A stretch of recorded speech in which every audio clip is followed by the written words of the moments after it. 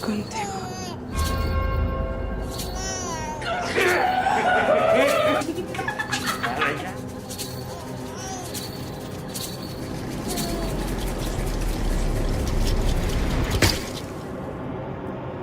Felicidades. Ya se te estaba pasando el tren. ¿Estás contenta? Feliz. ¿Y eso que no te gustan los niños? Que no te truenes los dedos, Valeria. Vas a quedar chueca.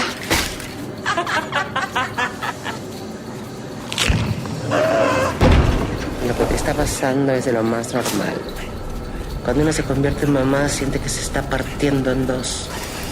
Y espérate al parto. Literal, sientes que se te parten los huesos.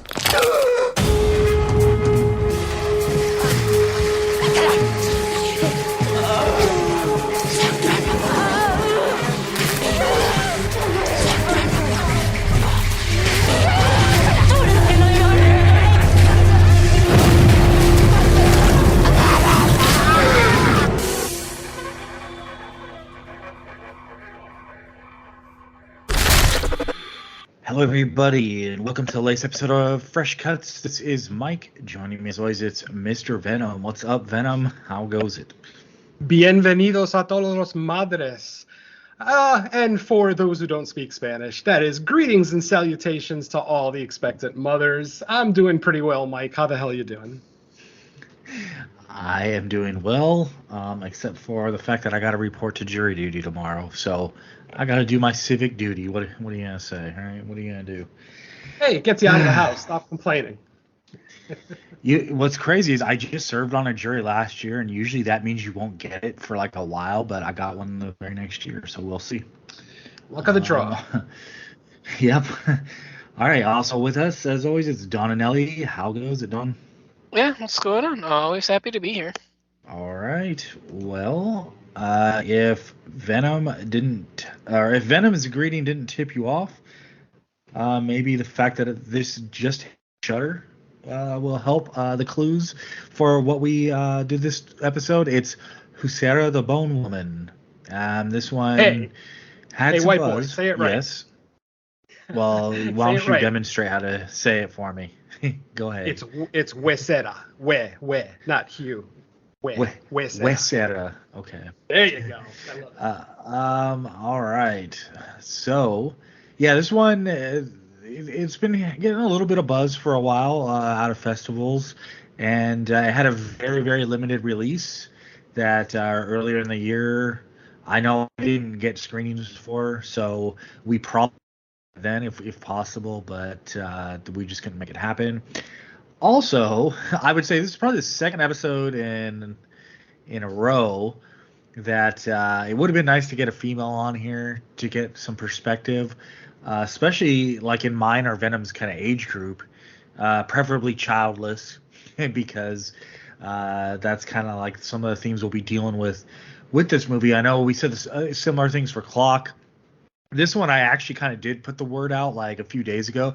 The problem is just not enough people have seen it yet. There wasn't a lot of people to pick, or even that would be eligible, just because most of the people that I know in the community that I would go to for it just didn't get a chance to see it yet, and it was kind of last minute. So no issues there, just couldn't make it happen. So yeah, so I'll take the synopsis off IMDb.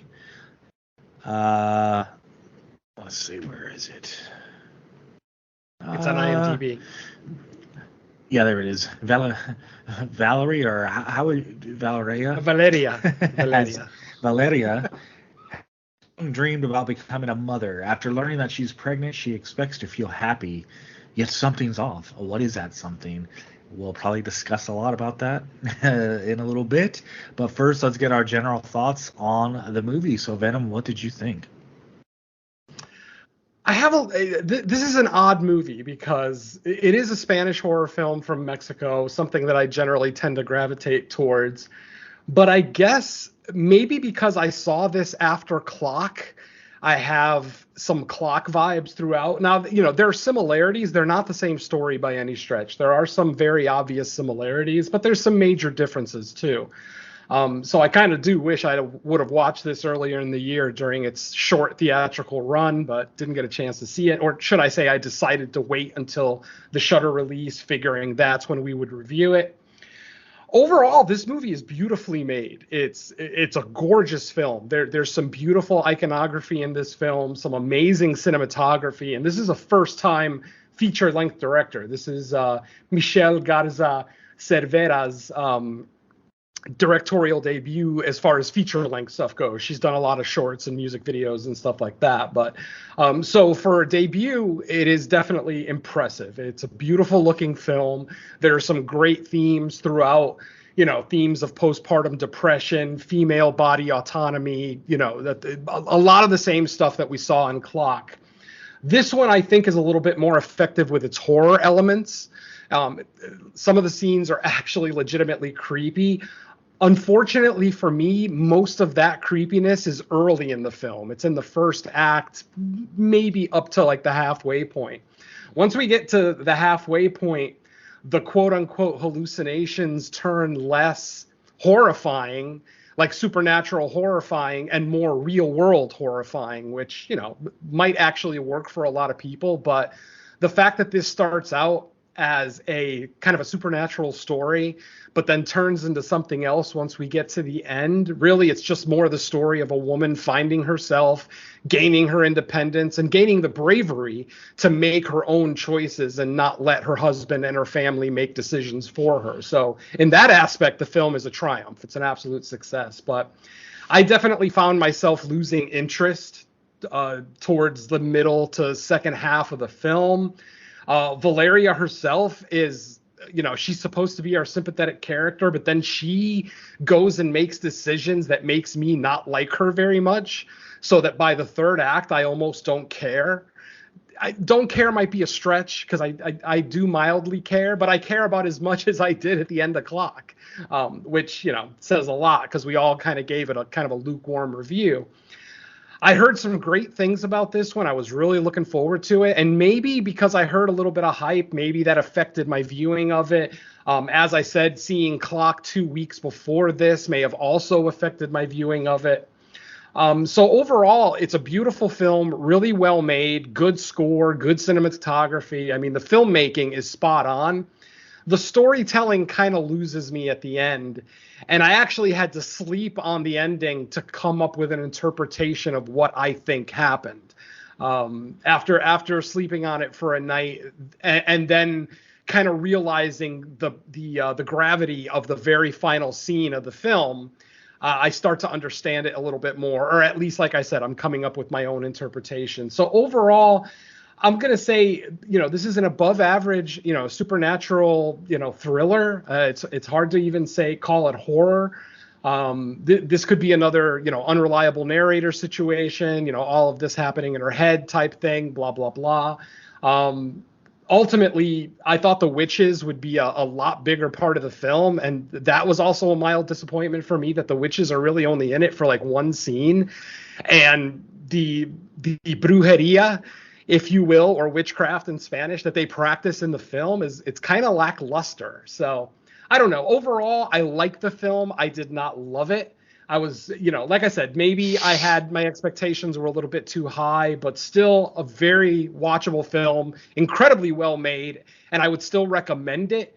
I'm going to have to watch it another couple of times before I can really decide where this sits, because it totally loses the tension and atmosphere that it had been building for the first half of the film, and then they just kind of abandon it in the second half. So it's a flawed supernatural, thriller that, that could have made me a little bit happier with its ending, but ultimately still a good film, watchable, and I do recommend it. So check it out.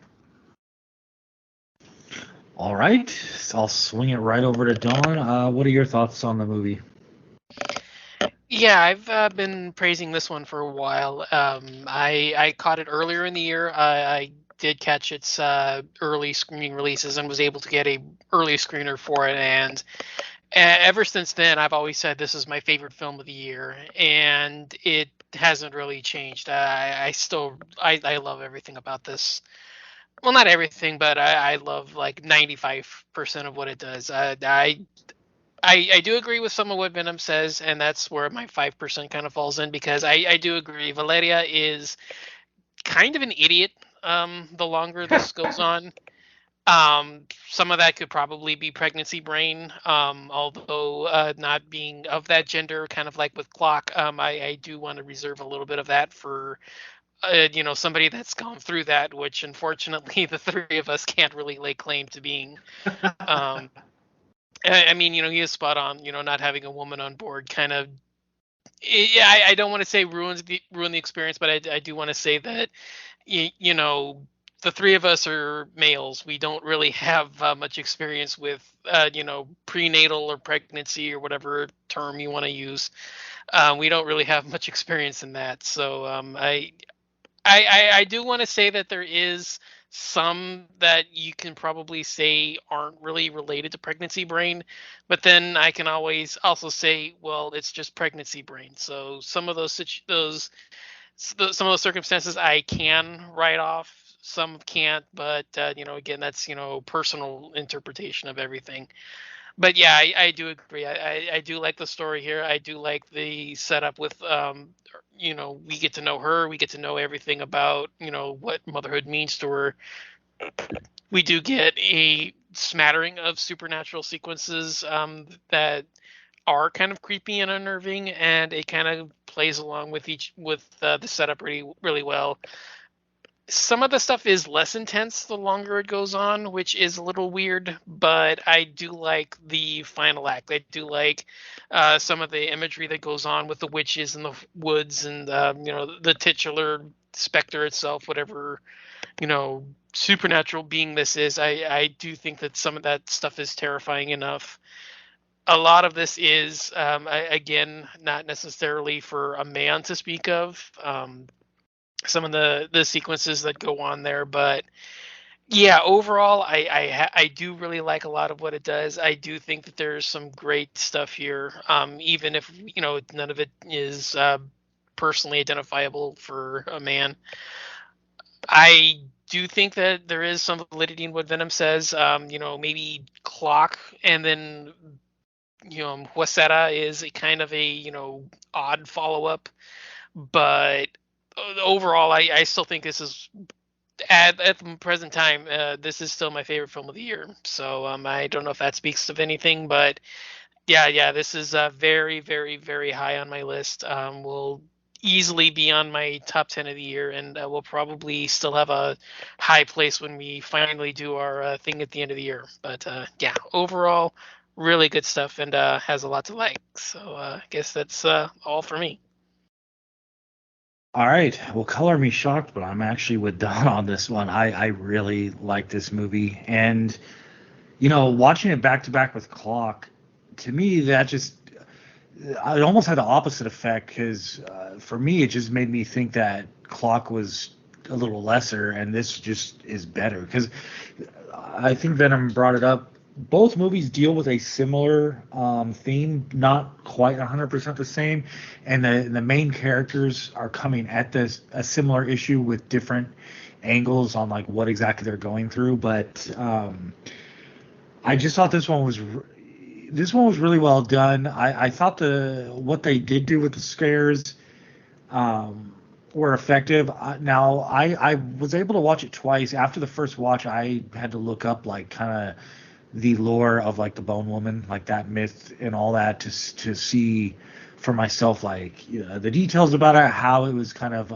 integrated into the movie, and it made me, and on the second watch, it made me just appreciate it more. I love the fact that it kind of takes. It kind of reminds me of the way you remember obviously you remember, but Tigers Are Not Afraid. How it takes like a real world issue, and it integrates horror elements into the experience that you're going through real life. You could almost make the same movie a straight drama without the horror, but the horror kind of enhances everything that the main character is going through. I agree. Like, to me, the ending, I think I have a pretty good read on what was meant by the final scene, but boy, do I think it's gonna polarize audiences. Not as far as interpreting it, but like the decision the main character makes at the end. I can see people pissed off, and we haven't got a lot of talk about it because, like I mentioned at the beginning, I don't think a lot of people just have seen it yet, so I haven't seen a lot of discussion out there except for like the bigger outlets that reviewed it during its original theatrical release. But I am looking forward to seeing what people think about it, especially the end, character motivations, all that stuff. I think this movie kind of takes it nice and slow, deliberately, to go through the entire process of what the main character is going through, from like finding out when they're pregnant to when the baby is born, how they're not seeing kind of like the effects that you would assume would happen. Almost quite the opposite in this movie. Keeping it without spoilers, obviously, for now. But I enjoyed I guess enjoyed is not the right term, but I was fully on board with the journey that the character was taking through the movie. And at the end, while I might not agree necessarily with the decision the character made, I still kind of understand the motivations behind it. And I guess that's pretty much it for my general thoughts on this. But yeah, I really enjoyed it. I thought it was very well done, and I thought the cast was great too. And yeah, I'll leave it at that for the moment. Yeah, I mean, I agree with both you guys. The quality aspects of this movie are very high quality. The filmmaking, the performances, line deliveries, all really, really works well. The score, as I mentioned earlier, the editing. I mentioned the iconography earlier. There's some beautiful, right at the beginning of the movie, there's a beautiful shot of a statue, of a giant Virgin Mary statue that fades into the image of a burning woman, and it's a gorgeous shot. And obviously, there's no context because it's right at the beginning, so you don't really know what you're looking at. But yeah, I definitely feel like the filmmaking is spot on here. I mean, even if the storytelling may not be where I want it to be, and it was for the first half of the film, like I said, it felt like the first half of the film. How can I put it? It's almost like Malignant, but not nearly as egregious as Malignant, where the first part of the film seems like a supernatural thriller, and then the second part just kind of turns into a psychological thriller. It all becomes, something of the mind and what this woman is dealing with personally. So sometimes when movies take left turns like that, they kind of tend to lose me. This movie didn't lose me necessarily. I was still interested all the way through the end. But yeah, once we get to the ritual at the end, most of my notes are just what the fuck. Just over and over again. What the fuck? What the fuck? What the fuck? What am I looking at here? The very end of the ritual, I understand. But yeah, maybe my co-host can enlighten me on it. And I've watched multiple reviews of the movie since I've watched it, and no one else can really put too much interpretation on what we see in that ritual. But I think this is the good thing about this film too, is that it leaves the ending up to the viewer. You can come up with your own interpretation of what the ritual was, if it worked, how it affected Valeria, and where the movie kind of ends from there. So there's still a lot to discuss in this movie. There's a lot to talk about, I think, if you watch this with a friend. Preferably a female friend, or if a group of female horror fans were to get together to watch this, I think that conversation afterwards would be very enlightening. Because like I said, this movie had a lot of the same frustration that Clock did, except within Clock, it was more frustrating because that woman didn't want kids at the beginning. And between familial and societal pressure, she goes and gets treatment to make her want a child. This woman very definitely wants to make her husband and her family happy, but I think she's conflicted. There's definitely a conflict there where she's not 100% sure if she's either ready or willing to be a mother. And like I said, some of the events that occur both pre and post birth kind of, accentuate that point a little bit. And that's why, my interpretation of the ritual and how the movie ends may be a little bit different from others, but for whatever it's worth, It's my interpretation, so right or wrong, it's mine. But everyone's going to have their own interpretation, I think, when they finish this film. You know, if you make it to the end, I can see a lot of horror fans start giving up towards the third act when they realize, oh, this isn't nearly as horror as I thought it was going to be. It's not a long movie. It's only an hour and 37 minutes. So, you know, it's right at that sweet spot. You know, 90 minutes is usually the sweet spot. But with a movie that's this well made and this well acted, I'm okay with 97 minutes. Absolutely. I just really wish that, and again, to echo Don and Mike's point, yeah, I think a female voice on this episode maybe could have put some clarity on some of the things that we see in the film that us, you know, penis bearers don't understand. But, you know, what are you going to do? And especially someone with, I think, a Latin background. That would probably have been the best, just to understand exactly all the purposes of the ritual. Sure. I can vouch for a lot of the Hispanic stuff in this movie. Obviously, the movie's set in Mexico. I am a Spaniard, but, you know, Latino and Hispanic culture, you know, cross over a lot.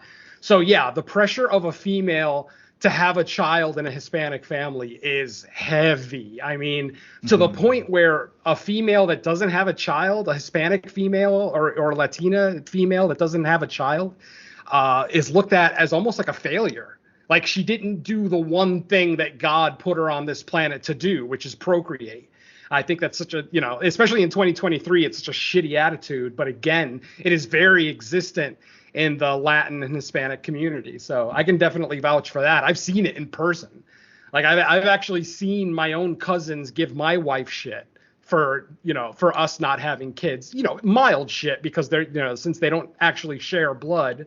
But, you know, I have seen it also with my female cousins.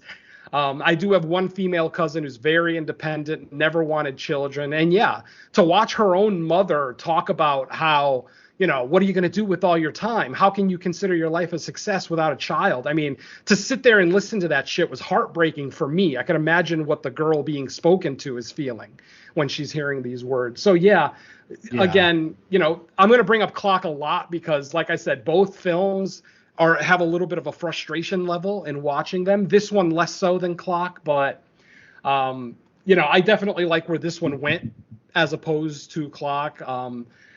And like I said, once I kind of came up with my interpretation of the ending, my score went up a little bit, even though my interpretation may be 100% incorrect. It just kind of adds a little bit more to both the movie and Valeria as a character. I also feel like on a second watch, to me, it went beyond even just the having a kid part, like elements to her life. Kind of her life before and what her life has become, kind of stuff we can get into during like spoilers because I don't want to divulge all that at this moment, but it's definitely along the same lines of like, you know, conformity, doing what society or in her case her family thinks is the right thing to do versus, you know, I want to make my own way in life the way I choose to, and the pressures, and there's immediate hostility, and then also from her own family, she's almost like it's weird the way, and I don't know, Venom, if you have insight into this, obviously because of the reasons you stated, you have more direct experience, but like her family is all passive aggressive about it because it's like, yes, this is like the path we want you to do, but at the same time, they're almost kind of mocking her at the idea of her doing it. It's like they recognize that there's something different about her, but it's almost like too bad that there's something different about you. Hey, you still have to do this because that's what you're supposed to do. Like it's a very weird dynamic. Absolutely. I mean, if passive aggression was an Olympic sport, Hispanic countries would win all 3 medals. Absolutely. Yeah. I mean, like I said, to see that in action, you know, and I was a teenager at the time, and I'm thinking, why do you care so much what your daughter does with her life? Like, why? And again, Hispanic women, just like motherhood is a rite of passage for them, grandmotherhood is also a rite of passage, so that they then feel if their daughter doesn't have a child and doesn't make them a granddaughter, that it's like a failure on 2 levels. And it's just such bullshit. I can't stand it. Luckily we live in a world where that happens less and less, but it still does absolutely happen. So, yeah. Yeah, and at one there's a dinner scene, and her sister kind of indirectly calls her out straight up for like the situation. Indirectly, my like ass. Her sister. Oh yeah, she called. I just meant like she doesn't explicitly lay out every reason why this is all a lie, but she basically says, like, you're living this lie that, and like you're not being honest and all that kind of stuff. But we can get into that more once we hit spoilers. But what's funny is that the sister will be saying things like that, but then in the other side of her mouth, she'll be saying, you should have a kid, you should have kids. Look at how happy my life is with my 2 kids. And all I see is a fucking, a single mom with 2 kids, still living with her parents, for fuck's sake, because, she can't support herself. So it's like, is that really better than Valeria, who has a career, a husband? It's just, God, yeah. Some people can't see the forest for the trees, my friend. Yeah. But I don't know. I think we're probably ready for spoilers. Yeah. Unless Donna has anything else.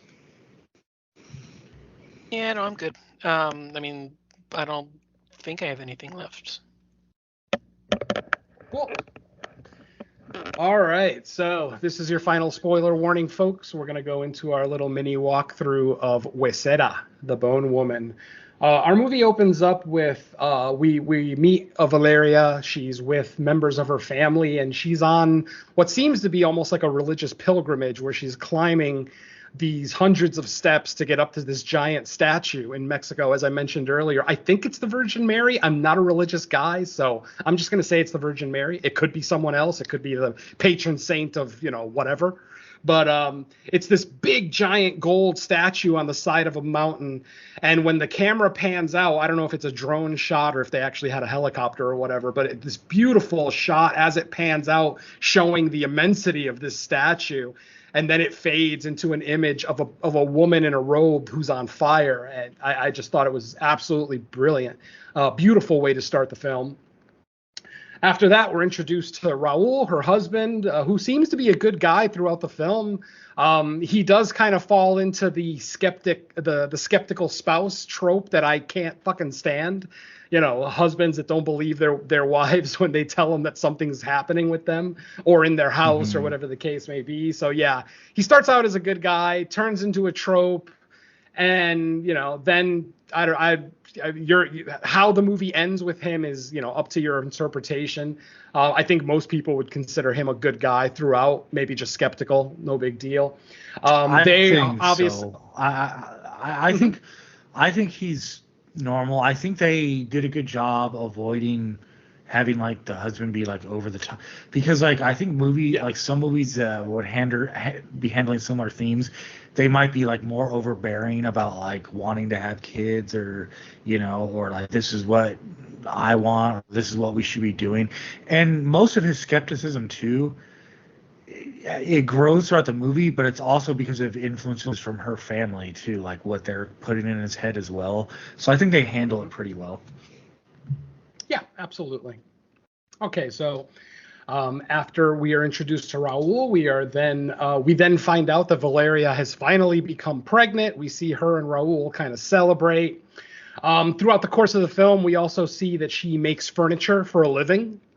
She is an artisan, making some really nice handmade furniture, and that's kind of her career, how she's helping, the family make money. They do mention Raul's career, but I completely forgot. I think it's in advertising, something like that, but I forget completely. So, and then after they find out that Valeria's pregnant, they go to have a meal with the family, and this is kind of where the family, starts giving. Oh, wait a minute. I'm sorry. There's 2 dinner scenes. There's one before they find out they're pregnant and one after. The one before is where we're introduced to the family. This is where we're introduced to her sister, who already has 2 kids, Doesn't seem very nice, like doesn't even say hi to her sister when she first walks in, just kind of ignores her. The mom has to kind of come in and say, hey, are you going to say hi to Val? Blah, blah, blah. And you can tell that there's animosity between the two. I think they're just two very different women, whereas Val was very independent, career-oriented. I think her sister, I believe her name was Norma. Vero. Her name was Vero. I feel like Vero is very just more traditional. Like she wanted to have kids right away. Because, I mean, one of her boy is already like 12. He looks like he's about anywhere from 11 to 13, 14 years old. So she's obviously had kids for a while. She had them young. So obviously the two sisters are very different. We're also introduced to their parents who, again, are very adamant that she have kids, that it's the right thing to do, blah, blah, blah. At one point, they even mom actually kind of implies that it is a woman's place to extend the family, the family line and the name and everything else, blah, blah, blah. So, very shitty. Then, like I said, we do and then during this dinner, a story is relayed from Vero tells a story about young Valeria, that when she was younger, she was handed a child to hold on to for a couple of minutes, and that apparently she had lost her footing and lost her grip on the child and dropped the baby down a flight of stairs, and that potentially that child has maybe some brain issues now. Oh, we don't meet the child. It's not anyone in her family. It's just some random friend of the family. So that becomes like a point of contention for Val, something that happened to her when she was a teenager that she can never live down. And, that kind of fuels the whole theme of she is not going to be a good mom, or that she's not ready to be a mother, whatever the case may be. The whole time I'm thinking, I as the movie goes along, I start to think that Valeria doesn't really want to have a child as much as was implied early on. I feel like, she kind of bends to her family's will. She bends to Raul's will. For sure. Exactly. And then, like I said, then we find out that Valeria is pregnant. Her and Raul celebrate, and almost instantly the hallucinations begin. She starts seeing weird shit. And honestly, the very first hallucination is probably my favorite in the movie. It's so fucking gnarly. She's basically looking out the window and she sees a random woman, a woman that she has seen multiple times throughout the town. And every time that she sees her, she's just staring at her, not moving, not doing anything, just staring right at Val. So on this evening, Val's looking out the window, sneaking a cigarette because she's not supposed to be smoking. Of course, she's pregnant. Even before she was pregnant, her husband seemed to have an issue with her smoking. She's looking out the window, and we see that same woman staring at her. Val decides to wave to her, and right when Val waves to her, the woman starts to climb up on the ledge of her balcony, almost like she's going to commit suicide, and then off she goes. She jumps. We don't actually see her land because Val moves away from the window. She obviously doesn't want to see the landing. But then after a couple of seconds, she looks out the window and she sees that the woman is on the ground, dead, with both of her legs broken. But then suddenly the woman starts moving. And we start getting that traditional bone cracking sound effect that all horror fans are probably sick of at this point. And we see the woman, the woman's body on the ground. Her head picks up and stares directly at Valeria. She gets freaked out. She calls her husband over to the window, to take a look. Obviously, there's nothing there. It was just, Val's hallucination. Later in the evening, it's either later in the evening or the next day, there is another kind of cool hallucination. This one I thought was shot beautifully, where there is like they live in an apartment building. Val and Raul live in an apartment building with a kind of a squared off staircase in the middle of the building.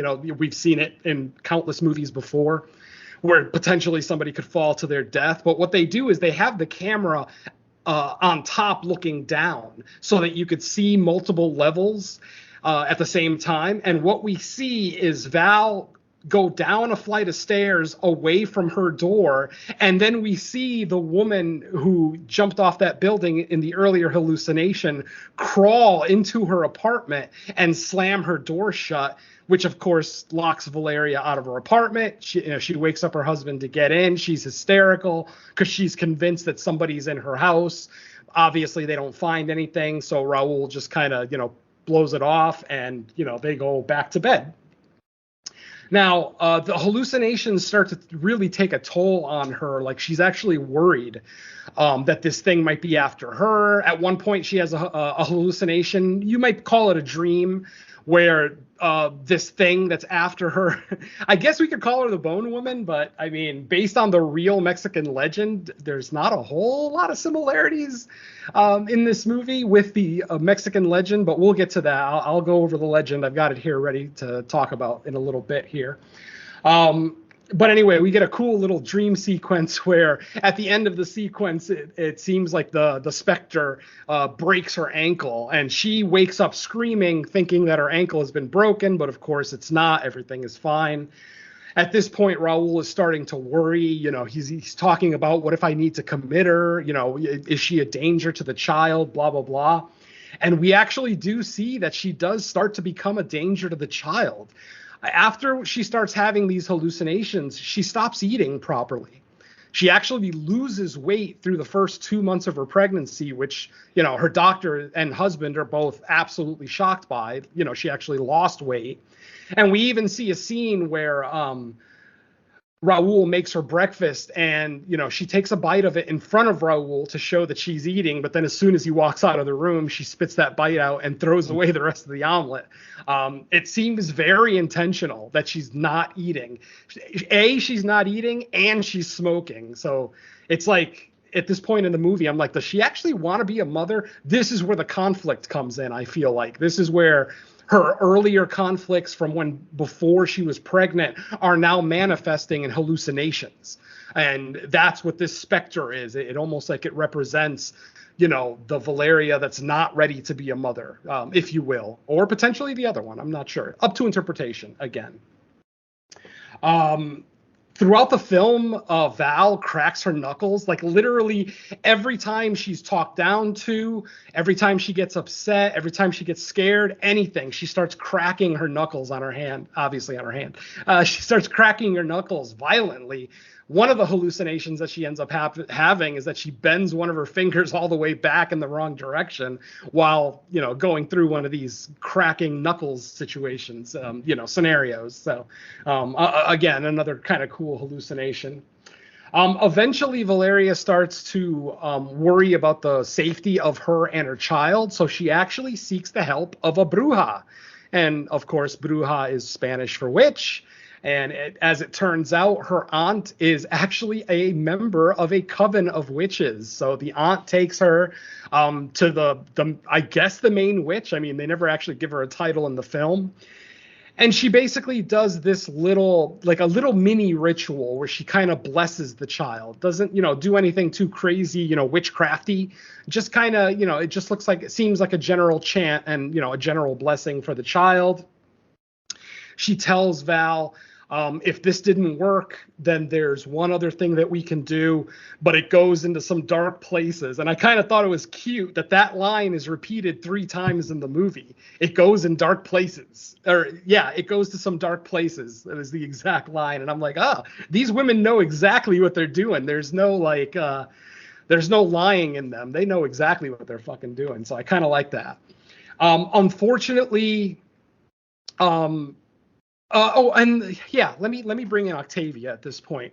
At one point in the film, early on in the pregnancy, Val wants to have sex with her husband. Raul says that he's kind of creeped out. He's like, what if we hurt the child? Which, of course, is bullshit. You can't fucking hurt a child by having sex with a pregnant mom. But again, Raul's kind of an idiot.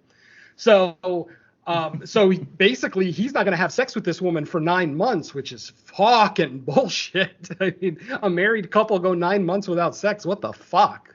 So anyway, due to that and due to Val, I guess, just being fucking horny, she ends up going back to visit her ex-girlfriend. I don't know if they were actually in a relationship, but they were definitely, playing around, making out, blah, blah, blah. She ends up going back to visit Octavia, who's an old childhood friend that she grew up with and obviously had feelings for.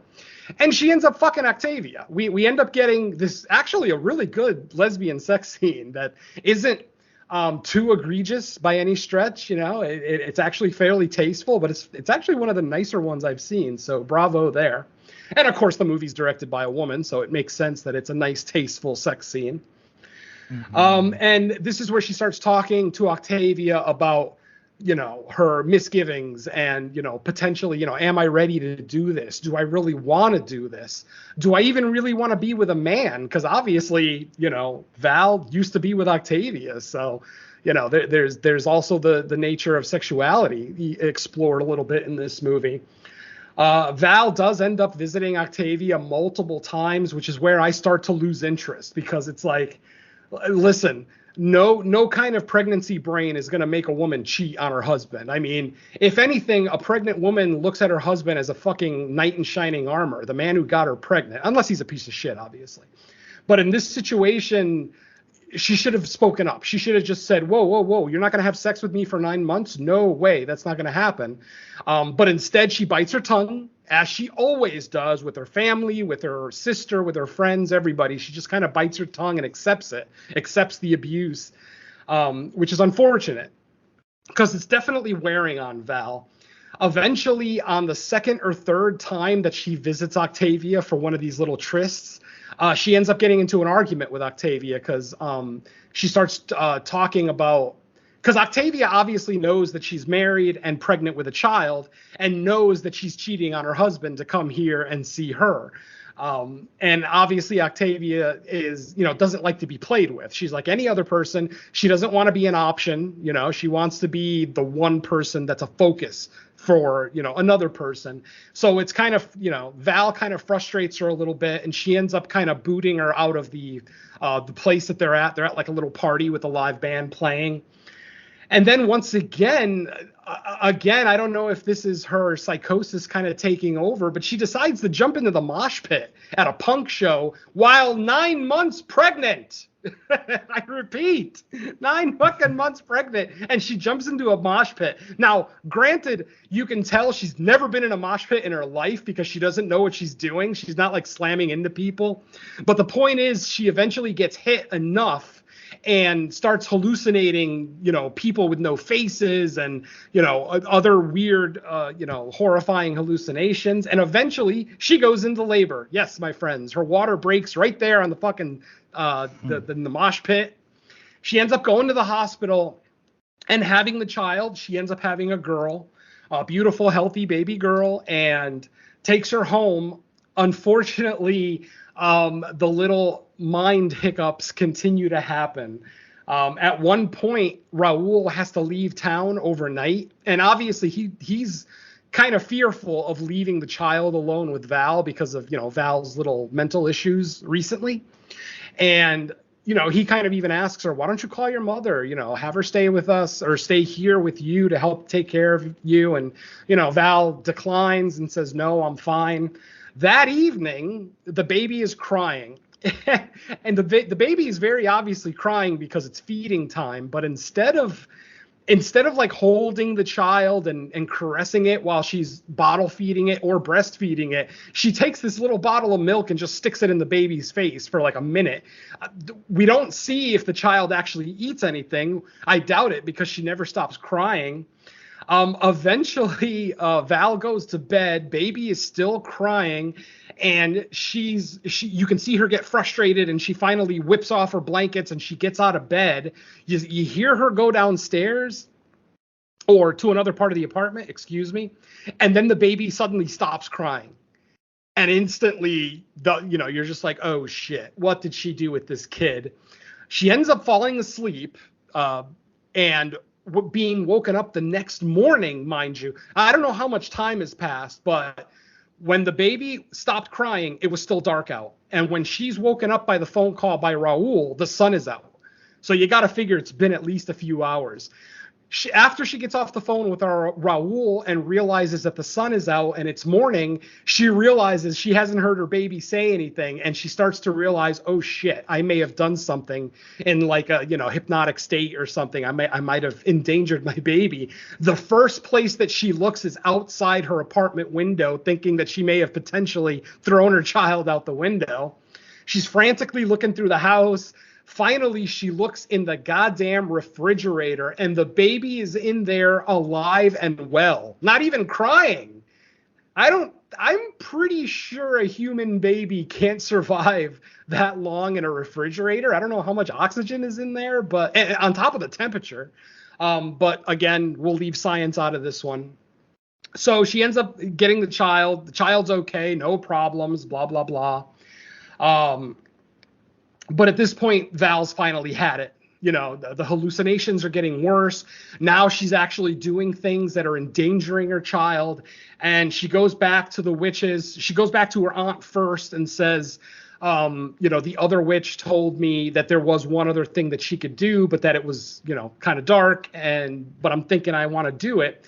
The aunt then kind of pulls her shirt down a little bit to show a burn scar on the left side of her chest, and says, I went through the ritual too, and this is what happened to me. Almost like just showing her this is a very dangerous procedure. It may work, but you may not get out of this unscathed. So what ends up happening? I'm skipping a lot, obviously, but I'm just going to go ahead and go right to the ritual.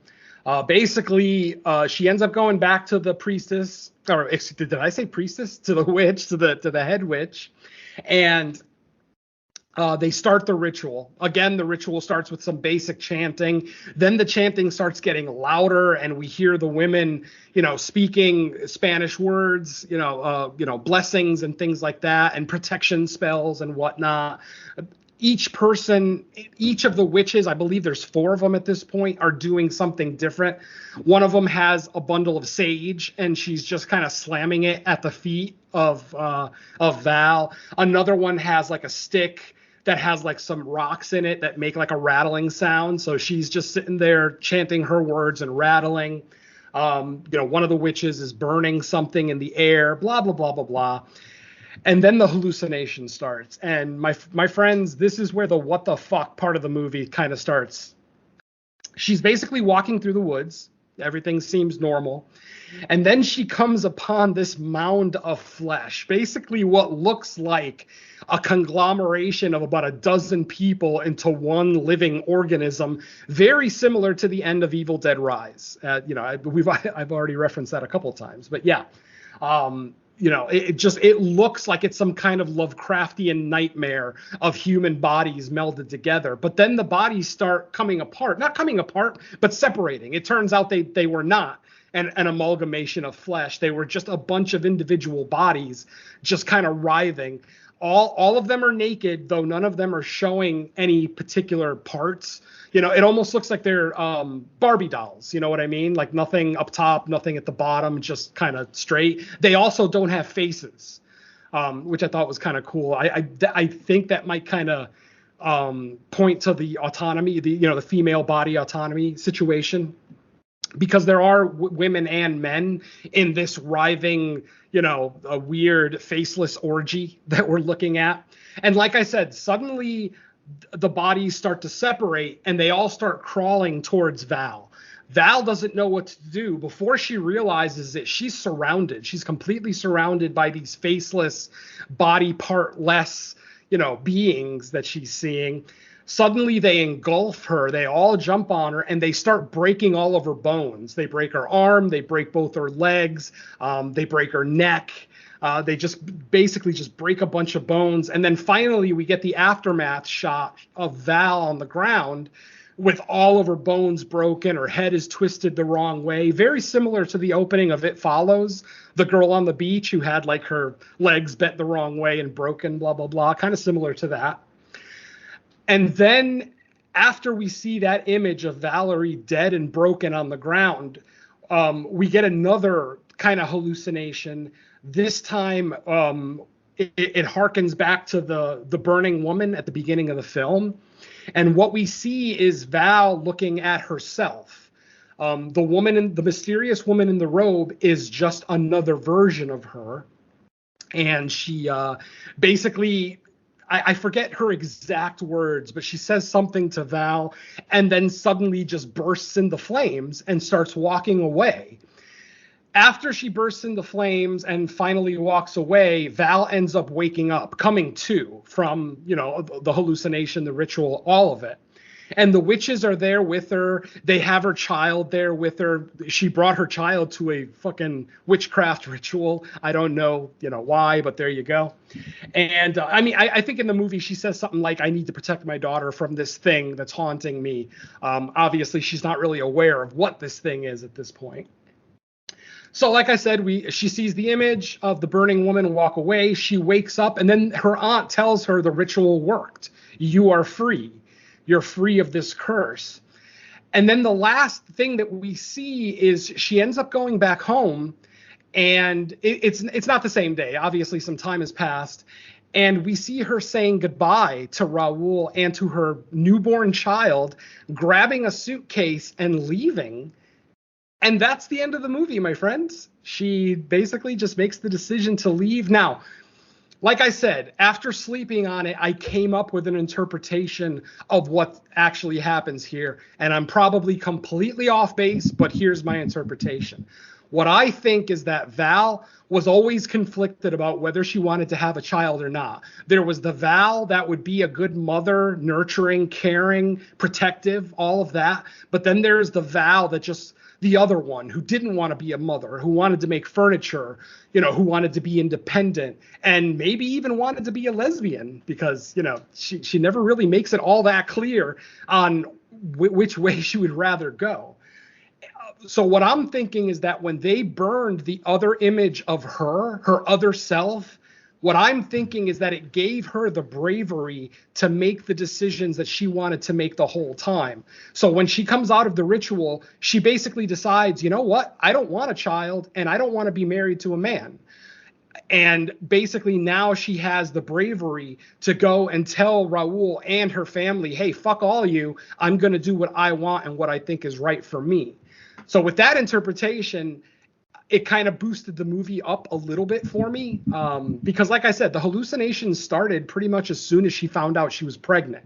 And I think the fear of finally being pregnant kind of, like I said, it amplified her doubts. It amplified her fears that she might not be a good mother.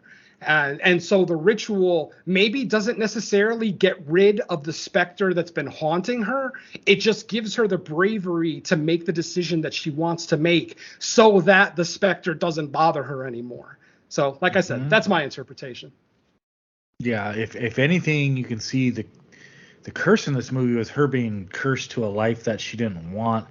And I would go further. It's like it's not so much that maybe she wanted to be a lesbian. She probably just was, right? Like she just was a lesbian. And to me, what really sold it was there was a flashback scene, from when they were teenagers out causing the mayhem, and eventually her and just the girlfriend character, Octavia, they're having like a heart to heart, and it looks like they had plans to like move out of the city and go somewhere and like live a life. And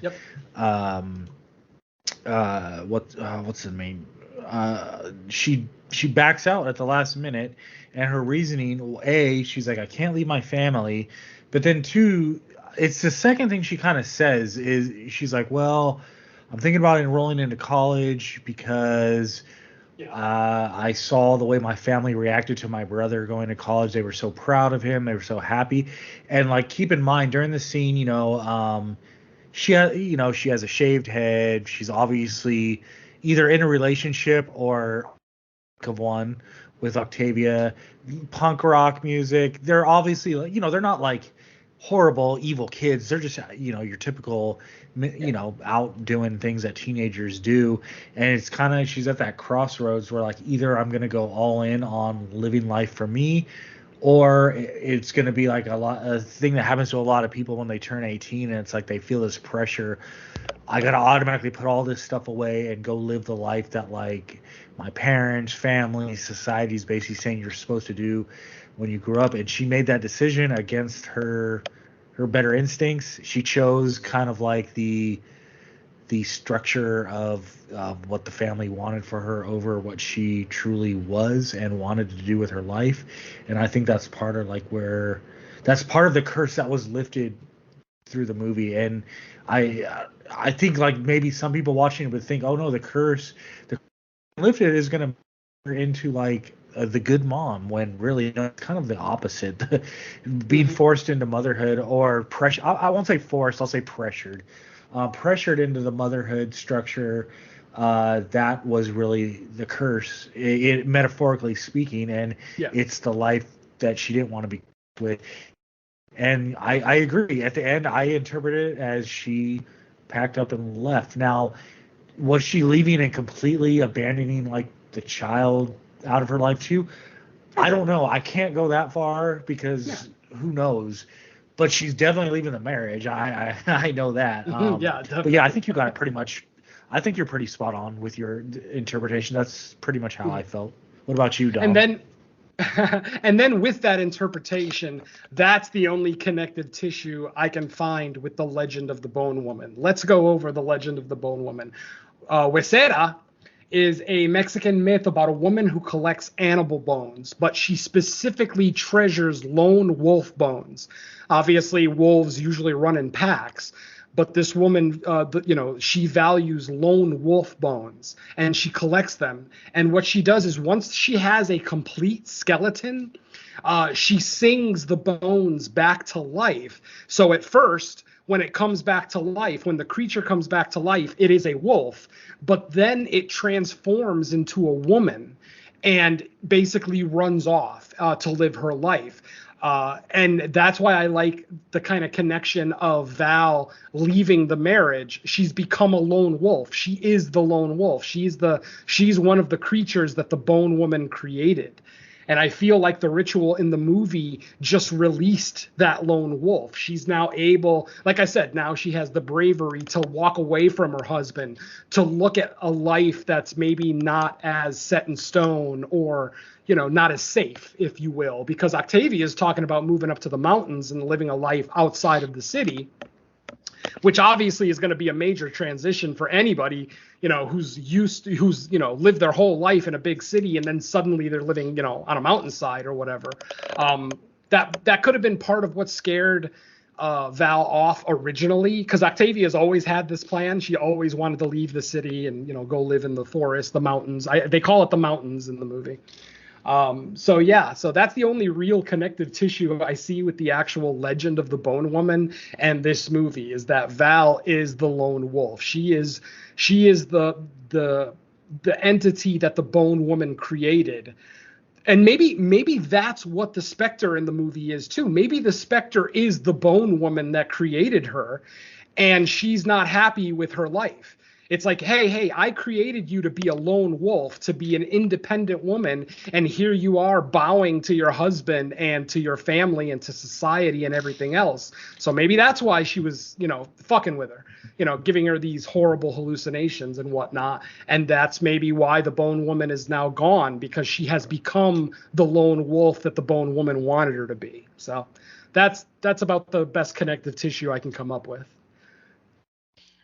Yeah, that was really close to where mine was too. Mine was not that the ritual was supposed to cleanse her of the spirit. Mine was supposed to give her clarity as to what's going on, and Exactly. realize, Yep. yeah, it's not about cleansing the spirit away from you. The spirit is there as either protective, or it's there as a malicious figure, depending on how you view it. And realizing that realizing what you want it to be is the purpose of the whole, I guess the whole ritual. I guess that's the whole point of it, is that it's supposed to give you clarity as to what you want it to be.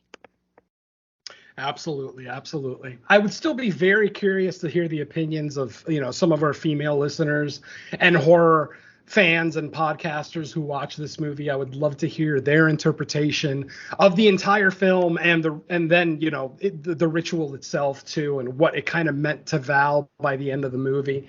That would be an awesome conversation to have. But yeah, unfortunately, the universe did not align with us this time. But yeah, actually talking about the movie actually makes me like it a little bit more. I think my rating actually just went up like a half point talking about it. So, I never wanted to imply that it's a bad movie. It's objectively not a bad movie. It's just a matter of if this story resonates with you or not. And at first it didn't really, but after sleeping on it, it resonates with me a little bit more. Still not at the level that I would like it to, especially for a Spanish horror film, which I almost always gravitate towards. But this particular time, still good, just in my opinion, not great. But lots of potential. I am very curious to see what this director does next, because if this is a feature-length debut, she's got big things ahead of her, I think. Yeah, for sure. I mean, for this to be so early in her career, I thought it was excellent. Yeah, I enjoyed the story. I enjoyed the approach, how it was written, and yeah, I mean, I guess I figured I might be biased too, because I don't know if it's just me getting older and I relate, maybe not directly, like obviously being not male, there's only so much I can relate, but I think just with the psychological horror in general, it tends to cover a lot of themes that are pertinent to just my age group, especially something like this when it deals with kind of the pressures, because I'm getting to the age where most my peers, female peers, if they aren't mothers yet, they're probably not going to be, and it could be by choice, it could be fertility issues, there could be tons of different reasons. So like watching a movie like this, obviously I still can only directly relate so much, but it's something I would highly recommend to my peers, just because of the story and all that. Same with Clock, really. I think they're both worth a watch. I think this is a stronger movie, but I think both touch on the similar themes. Yeah, agreed. This movie is definitely head and shoulders better than Clock. I mean, despite me being a little bit down on the second half of the film, it's still vastly better than Clock. It's just a more interesting story, more interesting characters, a better made film in general. So yeah, definitely. But if anything, Mike, speaking to your point, you are the only person here who's actually had kids. So even though you can never be pregnant, you still have that experience of living with a woman dealing with pregnancy, the highs, the lows, the emotions, all of it. So, if anything, I would trust your opinion. If we would have thought about it, it would have probably been better to, especially with the delay in recording, probably sit down with your wife and have her watch it and give her opinion. That would have been cool, actually. Yeah. The only caveat to that, obviously, it would still be better than no female perspective. The only difference is when it comes to my wife specifically, she is more of she had the perspective I'm kind of born to be a mom type opinion. So she didn't experience the same pressures, because she always knew she wanted it, even though we didn't have kids till later than some people. She still always knew she wanted to. But even with that, I'm sure she has friends in her circle that could probably relate and all that. So yeah. But I mean overall I agree with Dawn. I don't know if it's my one of the year, but if I had to make a list right now, it would be on my list of I mean, yeah, it would be in my top 5 right now. I mean, we're not even halfway done with the year yet, so it's just I don't see it staying in my top 10 unless 2023 turns out to be a very down year for horror. I don't anticipate this one being up there, but yeah, as of right now, it's in my top 5, definitely. I like I said, I gave it a fairly high rating. I rated it higher than most of the people on IMDb anyway. IMDb gives this thing a 6.1. That doesn't even make sense to me. This movie is way better than a 6. Yeah, I wonder how many total reviews, because 2,100. I don't even know how many people. 2,172 That's reviews. interesting. Yeah, we'll see in the next couple of weeks as more people see it, if that shoots up, like Yeah. either ratings and number of reviews. Because I have a feeling, it might be one that kind of slips through the cracks for like its initial drop on Shudder, but as people start seeing it and word of mouth. I wonder how We'll many see. Spanish horror fans are going to go into this thinking they're getting something different.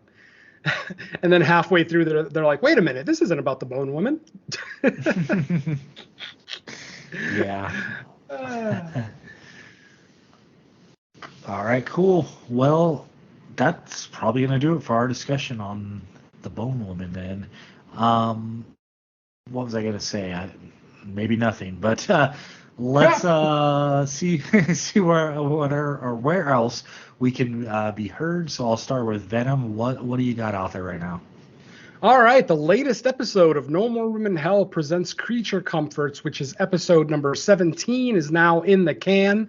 I am in the process of editing that right now. That should be out sometime later this week. On that episode, our friend David Garrett rejoins us for the second time on the show, and we discussed The Monster from 2016. Great little early A24 film, which I had actually forgotten was an A24 film until I rewatched it recently. So that was interesting. But yeah, that was a fun episode with David, returning guest. So, check that out once it's available. Let's see, the main show episode, what are we up to, 53? We are scheduled to record that this week, and we're actually going to have a little bit of a different, not a different format, but we're going to be looking at a couple of different movies. All I'm going to say is that they are not straight horror films. I'm going to leave it at that.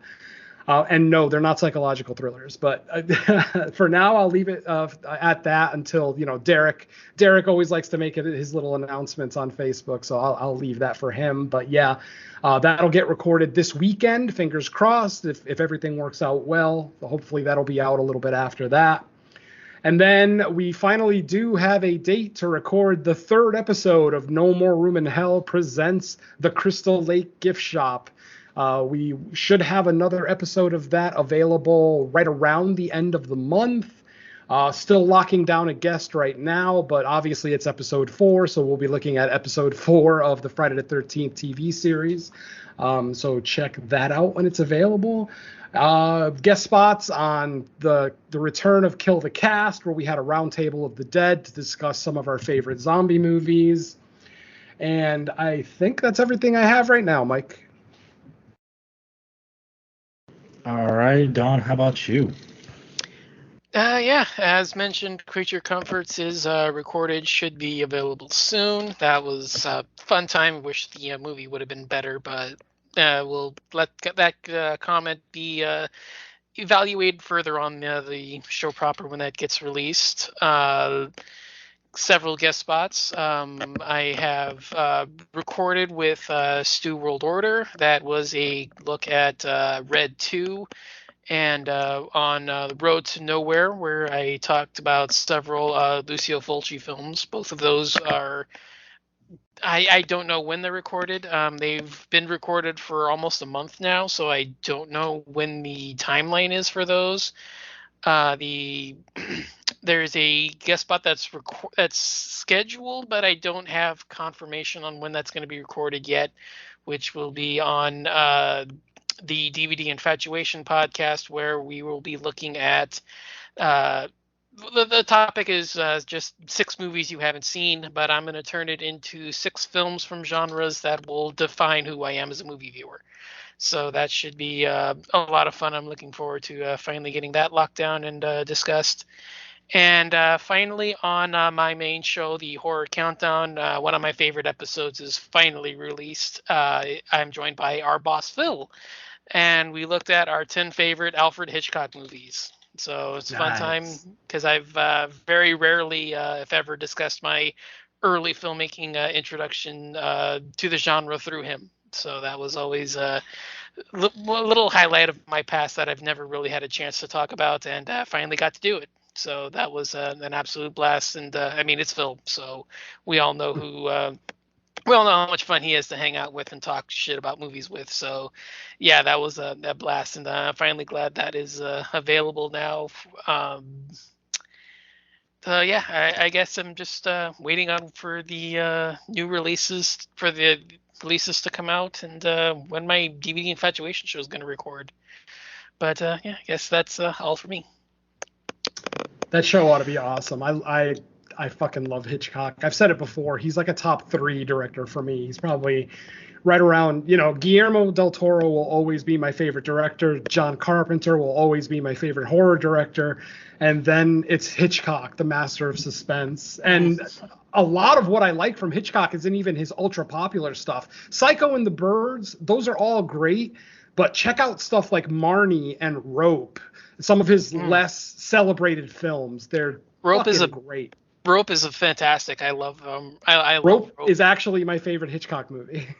Really nice. Yeah, it made my. I think I had it at like 9 or 8.